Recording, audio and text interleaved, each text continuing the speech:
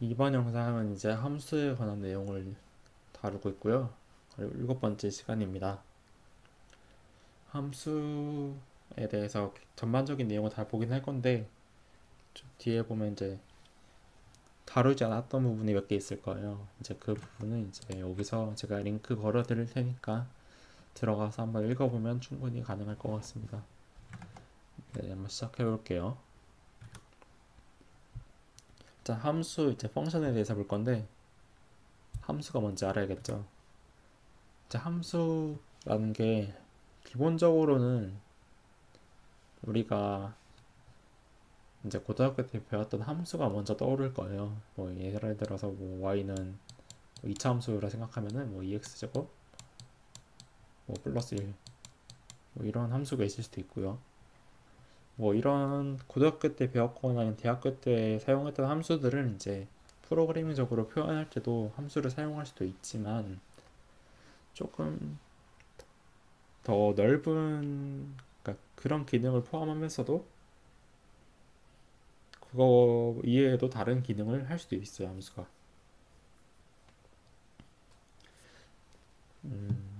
보통 함수라고 하면 보통 이런 그림 같은 거 옛날에 어렸을 때 책 같은 데서 본 사람도 있을 텐데요. 뭐 여기다 x를 넣으면은 이게 2x 뭐 플러스 1일 뭐 제곱이라 할까요? 똑같이 해서 y 값이 이렇게 나온다.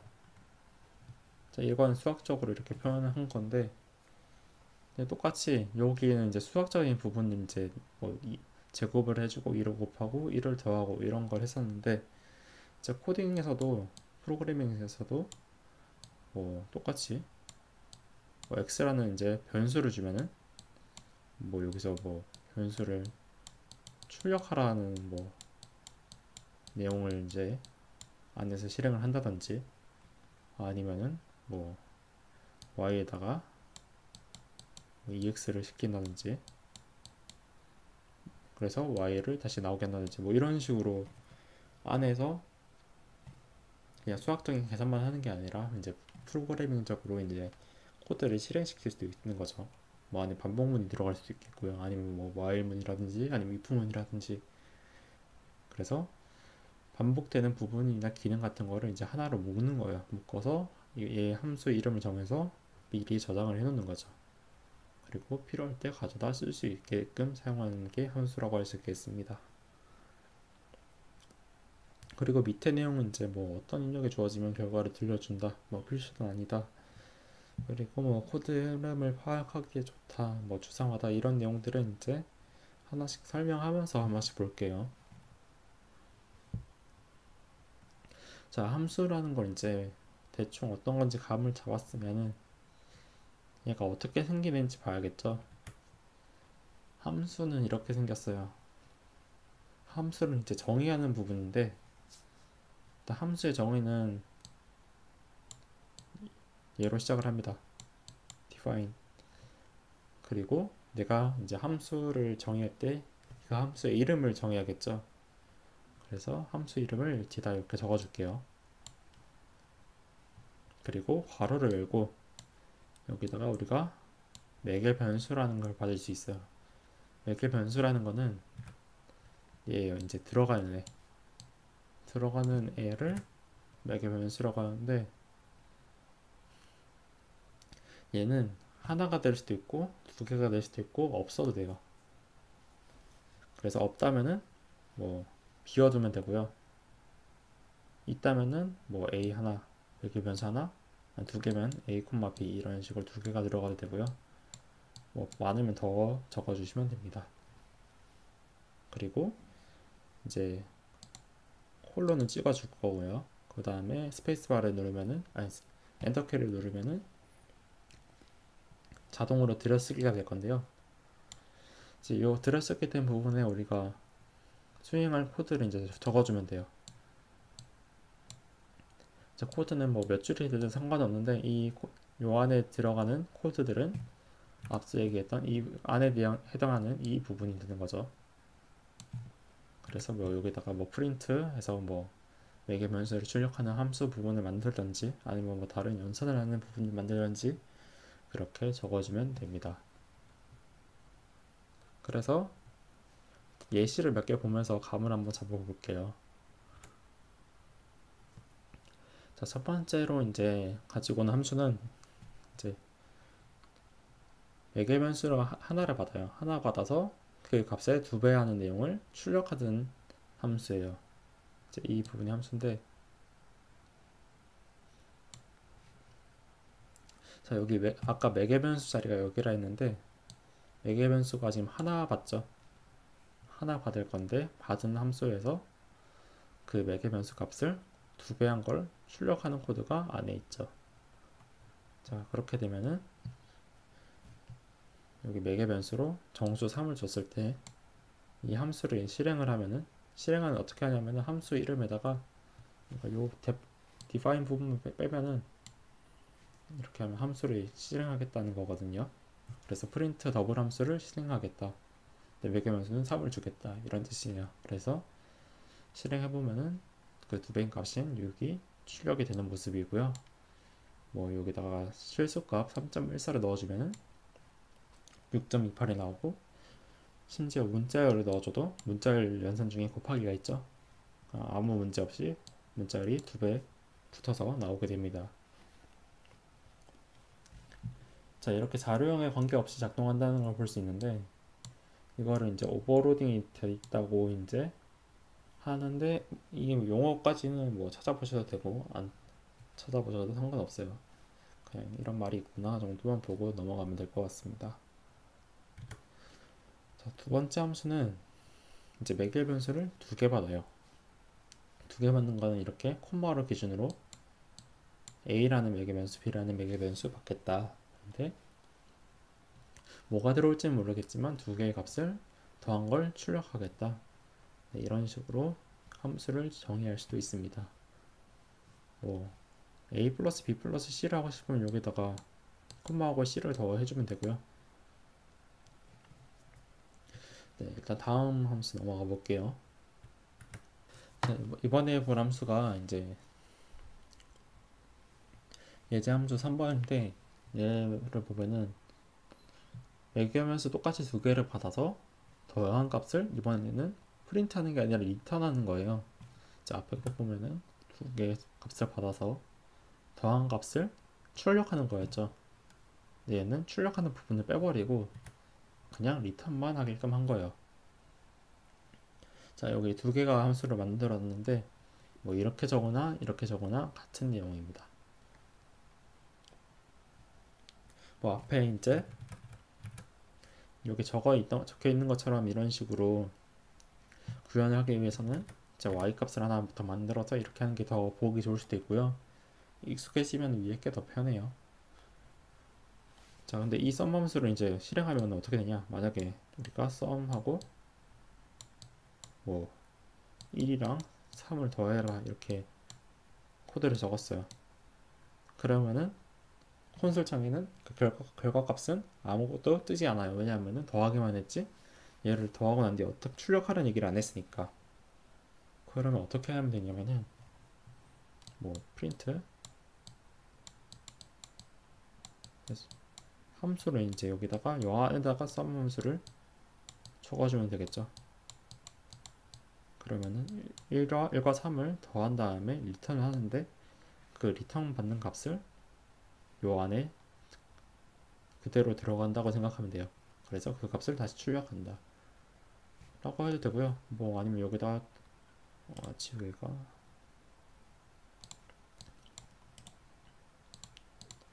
뭐 여기다가 5를 더 더해서 출력한다.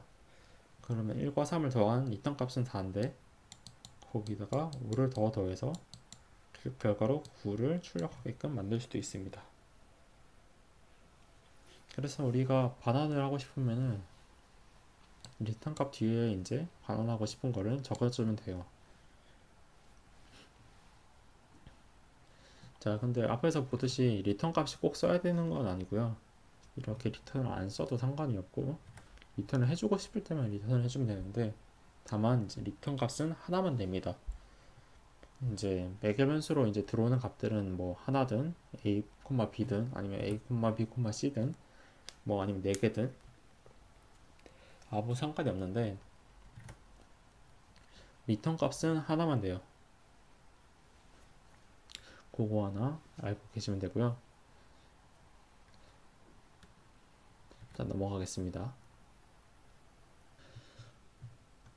여기서 이제 하나만 더 하고 넘어가 볼 건데, 방금 제가 이제 리턴하고 싶으면 이제 반환을 해야 되는데, 반환 값은 없거나 값 하나만 된다고 했어요. 근데 만약에 이렇게 되면 어떻게 될까요?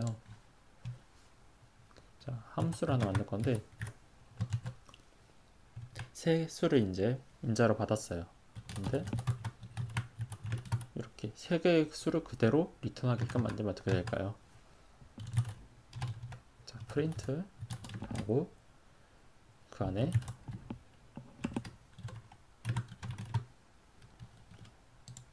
함수를 실행시키기로 해놨고요. 그게 인자로 1, 2, 3을 줬습니다. 한번 실행시켜 볼까요? 근데 원래 값은 하나만 출력이 리턴이 돼야 된다 했는데 지금 세 개 다 정상적으로 리턴이 된 것 같죠? 자, 이런 것도 이제 왜 그러냐? 자, 리턴 값의 타입을 한번 볼게요. 리턴 값의 타입을 보면은 투플이에요, 투플. 이제 투플의 값으로 이제 얘네 값은 세 개지만 얘네 셋을 하나로 묶어가지고 투플로 이제 반환을 하는 거죠. 그러면 투플은 하나가 되는 거니까 이 값은 여러 개더라도 리턴이 잘 되는 겁니다. 어쨌든 원래 원칙적으로 리턴은 하나만 된다는 거 알아주시면 될 것 같고요. 일단 다시 이어서 넘어가 볼게요. 자, 아까 반복되는 부분이나 기능을 하나의 묶음으로 묶어서 사용이 가능하다 했는데 어느 정도 감은 잡으셨을 거예요. 이제 예제 하나 보면서 다시 한번 설명해 볼게요. 자, 정수 n개의 합이라고 이제 15,596번 문제고요. 오늘 이제 문제집에도 들어가 있는 문제입니다. 이제 문제 한번 읽어보면은 정수 n개가 주어져 있을 때 n개의 합을 구하는 함수를 작성하시오 라고 되어 있어요. 뭐 어떤 n개의 합을 구하는 뭐 기능이 많이 필요한 프로그램이 있다고 생각을 했을 때 이제 그 코드를 계속 다시 반복해서 작성하는 것보다 이제 함수로 한번 만들어 놓은 다음에 필요할 때마다 사용하는 게 더 편하고 좋겠죠. 그래서 우리가 한번 이제 정의를 해보는 거예요. 자, 문제 보면은 이제 다른 언어는 어떻게 해야 되는지 막 적혀 있는데 파이썬 부분만 보면은 자, 함수 이름은 솔브라고 그 안에 매개 변수는 하나 봤는데 그건 리스트다. 뭐 이렇게 되어 있고 A에 대해서 더 자세히 설명이 되어 있는데 정수 n개가 저장되어 있는 리스트다 A가. 그리고 뭐 A의 범위가 있고요. 그리고 리턴 값은 A에 포함되어 있는 정수 n개의 합의를 이제 리턴하면 된다 라고 되어 있네요. 자, 밑에 있는 코드는 제가 제출했던 코드고요. 뭐 일단 코드 한번 설명해 볼게요. 함수 이름은 솔브입니다. 그리고 매개 변수로 정확히 A를 하나 넣어줬고요. A에는 이제 리스트가 들어갈 거예요. 그리고 변수 하나 n을 만들어줬는데 n은 이제 리스트에 있는 값들을 다 더해서 저장할 변수고요. 반복문 돌면서 A에 있는 값들을 다 n에다가 더해주는 코드가 되겠습니다. 그리고 n을 리턴해주면 되는 거죠. 리턴해달라 했으니까. 이런 식으로 작성하면 되는 문제입니다. 그래서 이제 어떤 입력이 이렇게 주어졌을 때 결과를 돌려줄 수 있다는 거고요. 아까 말했듯이 필수는 전혀 아닙니다. 그냥 출력만 하고 끝낼 수도 있기 때문에요. 자, 그 다음 내용을 한번 보면은 코드의 흐름을 파악하기에 좋다라고 되어 있는데 뭐 얘를 추상화라고도 말할 수 있을 것 같아요. 근데 추상화라고 하면은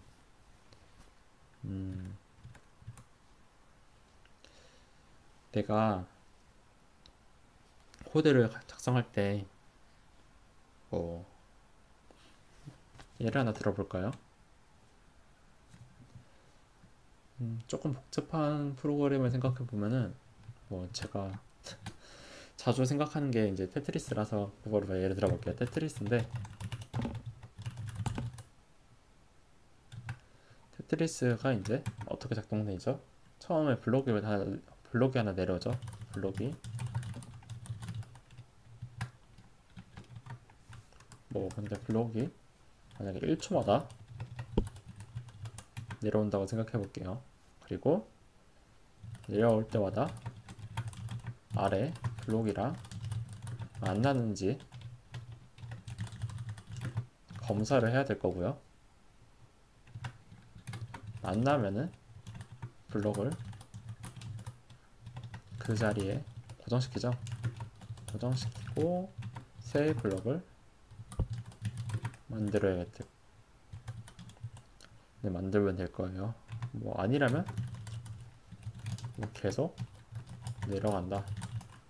뭐 이런 뭐 다른 부분도 많이 있겠지만 아주 간단하게만 생각을 해보면은 이런 로직을 가질 텐데요.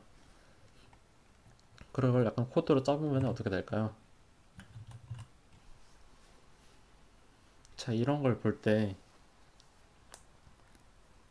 자, 코드를 짜보면은 굉장히 복잡하겠죠, 테트리스 코드가.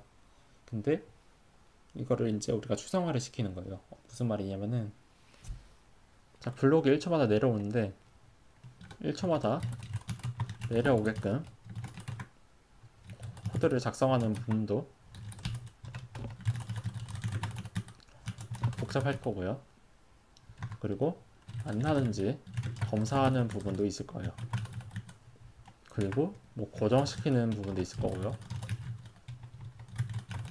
그리고 뭐 새 블록을 만드는 부분도 있을 거예요.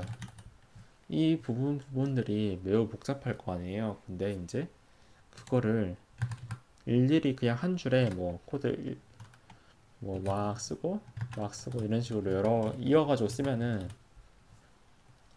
이제 나중에 에러가 뜨든지 아니면은 코드를 한번 쭉 보고 싶을 때 좀 가독성도 떨어지고 이게 뭐 하는 코드인지 일일이 파악을 해야 된단 말이죠. 그래서 만약에 우리가 만나는지 검사하는 부분이다. 이 부분을 함수로 만들어서 뭐 체킹 뭐 이런 식으로 하고 요 안에서 검사하는 코드를 넣어주는 거죠. 그리고 뭐 fix 뭐 이런 식으로 해서 여기는 고정하는 코드를 적어주고 아래도 뭐 새로운 뭐 블록을 만드는 이제 함수를 하나 만들어서 뭐 함수를 하나 더 만들면은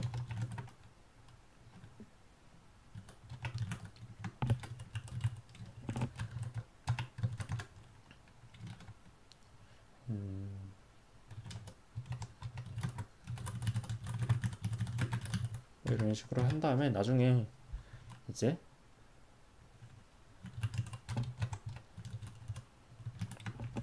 while문을 써서 만약에 체킹 여기서 불리한 값을 이제 리턴한다 하면은 블록을 이제 만나는지 검사해서 만나지 않았으면은 내려가게끔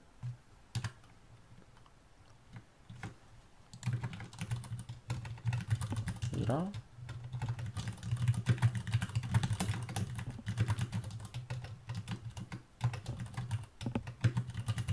계속 내려가게 하고요. 뭐 내려가는 부분에서 내려가는 함수를 하나 만들어서 얘를 실행시키고 그리고 이게 while문이 아니라면은 이 while문은 나갔겠죠. 그러면은 이제 fix에서 블록을 고정 그리고 new 블록을 이렇게 실행시키면은 뭐 이런 식으로 뭐 정확하게 제가 뭐 구조를 짠 건 아니지만 간략하게나마 이제 이런 식으로 함수 이름을 딱딱 짜주면은 여기 대신에 뭐 코드 10줄이 들어가고 여기 대신에 뭐 코드 뭐 5줄이 들어갈 거를 좀 더 가독성이 좋고 이 코드가 뭐 하는 코드인지 확실하게 분리해서 우리가 볼 수 있다는 거죠. 이제 그런 거를 이제 추상화라고 할 수 있고요. 그래서 코드의 흐름을 이제 이렇게 좀 간략하게 적을 수 있으니까 이 간략한 이제 뭐 내려가는 부분에 대한 코드는 이 함수 안에 직접 찾아가서 보면 되는 거고, 논리는 큰 부분은 이제 이렇게 추상화를 할 수 있다는 얘기입니다. 네, 그리고 마지막으로 볼 내용은 이제 리턴은 사실 항상 존재한다라는 내용인데, 이제 리턴이란 건 앞에서 제가 이제 리턴 값이 이제 있으면은 리턴이라고 쓰고 옆에다가 리턴하고 싶은 값을 적어주면 된다라고 얘기를 했어요.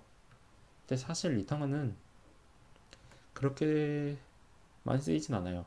한 가지 더 사용되는 부류가 있는데, 일단 그걸 설명하기 전에 일단 이거 먼저 볼게요.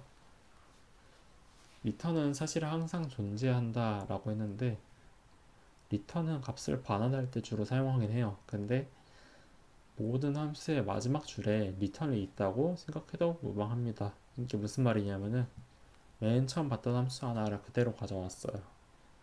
이 함수는 x라는 인자 하나 받아서 그 두 배의 값을 출력해주는 함수였죠. 근데 여기는 이제 리턴이란 값이 없었잖아요. 근데 마지막 줄에 이제 리턴이라고 이렇게 보면은 적혀 있는 거랑 마찬가지랍니다.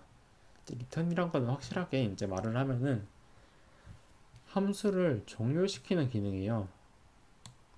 그래서 리턴을 만나면은 함수가 종료가 돼요. 자, 한번 이거 한번 볼게요. 뭐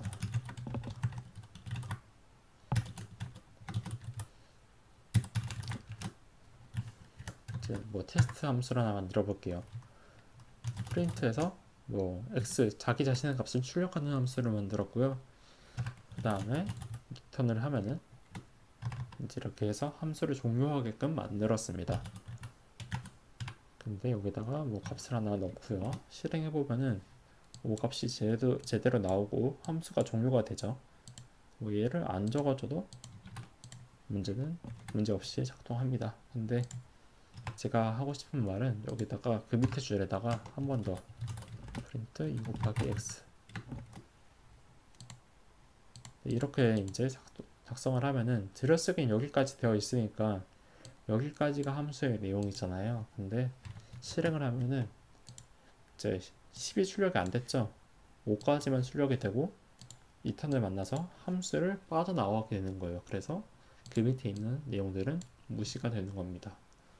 이런 식으로 리턴의 기능은 일단은 기본적으로 함수를 종료하는 기능이에요.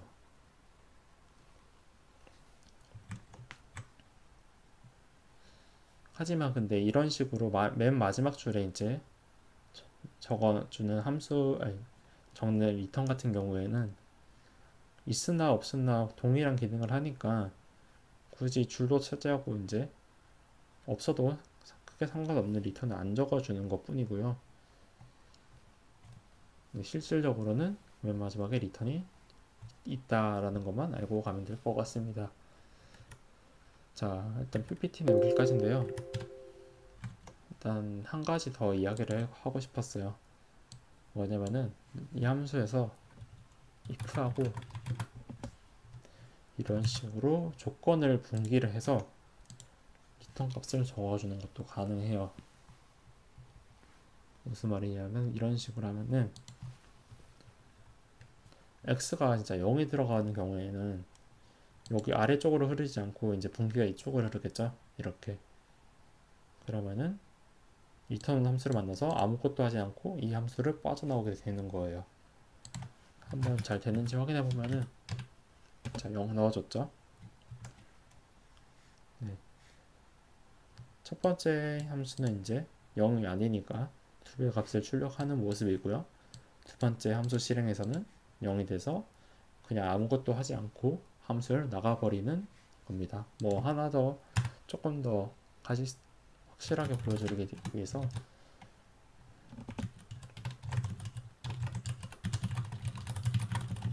뭐 이렇게 출력하는 거 하나 정도만 더 만들어주면은 네, 이렇게 잘 요 분기로 들어가는 걸 확인할 수 있고요. 네, 이렇게 보면은 함수에 대해서 기본적으로 다 본 것 같습니다.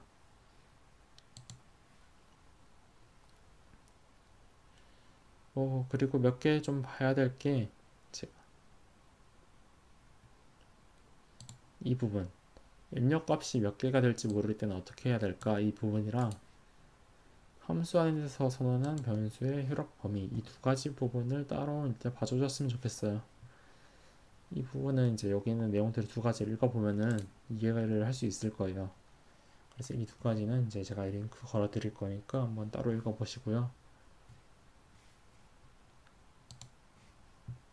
자, 오늘 문제가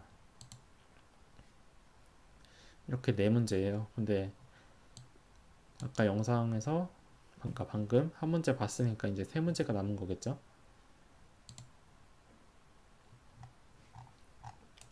자, 그래서 이렇게 세 문제 풀어주시면 될 것 같습니다. 자, 영상이 아니라 문제 연습은 자, 오늘부터니까 19일까지 열어둘 거고요. 뭐 이제 중간고사 기간이라서 일부러 이렇게 길게 열어놨으니까 부담은 안 되실 거예요. 네, 그러면은 오늘 영상 여기까지 하겠습니다. 수고하셨습니다.